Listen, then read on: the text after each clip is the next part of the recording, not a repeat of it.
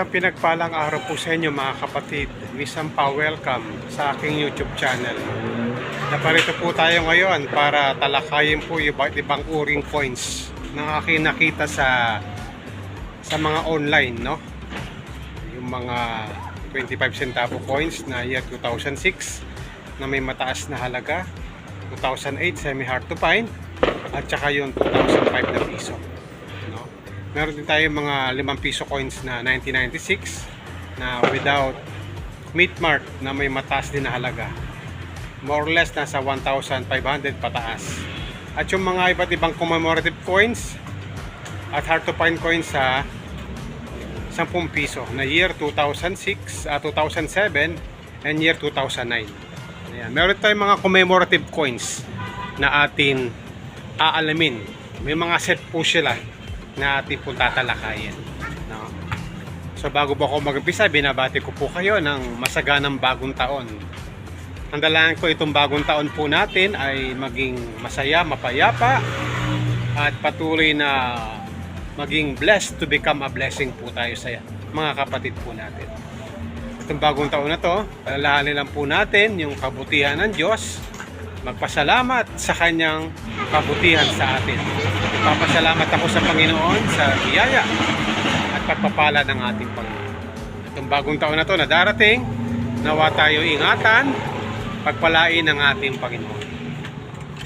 Talakayin po natin.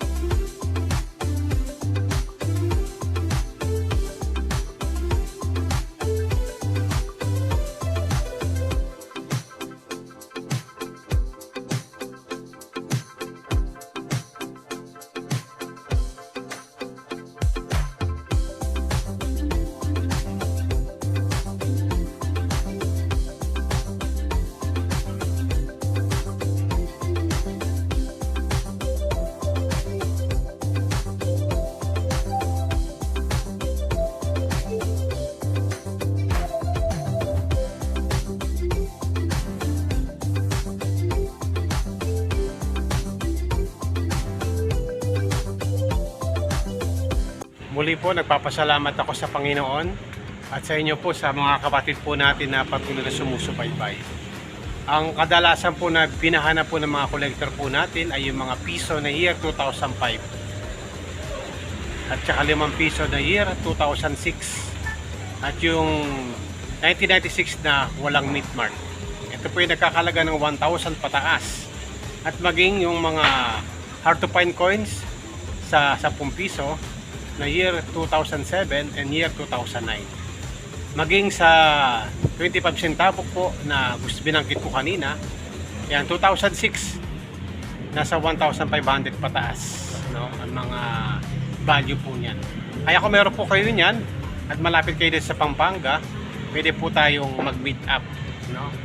Itong bagong taon na ito, the year 2025, ayan po yung tiyak na may mataas na value at patuloy na tataas na halaga dito po sa mga coins na ito. Maraming salamat sa inyong pagsubaybay. Andalayan ko po patuloy po tayong ingatan, gabayan ng ating Panginoon.